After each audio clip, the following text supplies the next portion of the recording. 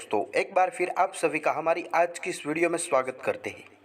दोस्तों, आज का वीडियो बहुत ही महत्वपूर्ण होने वाला है, क्योंकि आज के वीडियो के जरिए हम आपको एक लवा नामक पक्षी की कहानी बताने वाले हैं।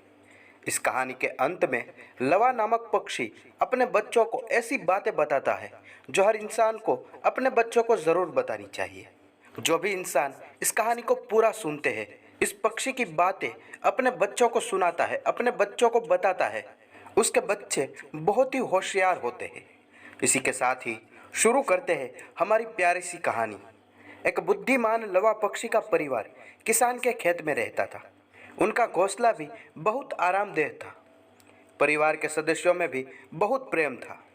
एक सुबह अपने बच्चों के लिए भोजन की तलाश में जाने से पहले बच्चे की माँ कहती है, देखो बच्चों, किसान बहुत जल्दी अपनी फसल काटने आएगा। ऐसी स्थिति में हमें अपना नया घर खोजना पड़ेगा।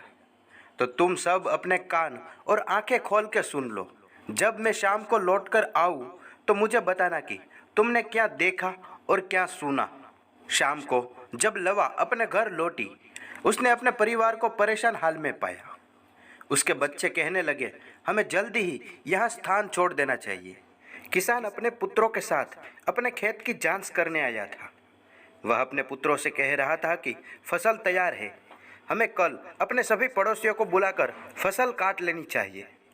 लवा नामक पक्षी ने भी अपने बच्चे की बात ध्यानपूर्वक सुनी, फिर बोली, अरे कोई खतरा नहीं है, कल भी होशियार रहना। किसान जो कुछ करे या जो कुछ कहे वह मुझे शाम को बताना। दूसरे दिन शाम को जब लवा वापस लौटी तो उसने अपने बच्चे को बहुत भयभीत पाया। माँ को देखते ही वे चिल्लाए। किसान दोबारा यहाँ पर आया था, कह रहा था कि यह फसल जल्दी ही काट लेनी चाहिए।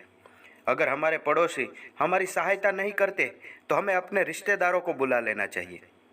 जाओ अपने चाचा और सचेरे भाइयों को आदि से कहो कि कल आकर फसल काटने में हमारी सहायता करें। लवा नामक पक्षी फिर मुस्कुराई और बोली, प्यारे बच्चों, चिंता मत करो। किसान के रिश्तेदारों के पास तो उनकी अपनी ही फसल काटने के लिए पड़ी है। वे भला यहाँ फसल काटने क्यों आएगी। अगले ही दिन लवा फिर बाहर चली गई। जब वह शाम को लौटी तो बच्चों उसे देखते ही चिल्लाए, ओह माँ, यहाँ किसान आया था और कह रहा था कि यदि उसके रिश्तेदार और पड़ोसी फसल काटने नहीं आते हैं तो वह खुद अपनी फसल काटेंगे। तो अब तो यहाँ रहने का कोई लाभ नहीं है, तब तो हमें शीघ्र ही यहाँ से चलना चाहिए। लवा बोली, यह मैं इसलिए कह रही हूँ कि जब कोई किसी कार्य के लिए किसी अन्य पर निर्भर करता है तो वह कार्य कभी पूरा नहीं होता है, परंतु वही व्यक्ति जब उस कार्य को स्वयं करने की ठान लेता है तो उसके संसार की कोई भी शक्ति उस कार्य को करने से नहीं रोक सकती है। तो यही वह समय है जब हमें अपना घर बदल लेना चाहिए। प्यारे दोस्तों, आत्मनिर्भरता श्रेष्ठ गुण है। अपना काम हमें स्वयं करना चाहिए।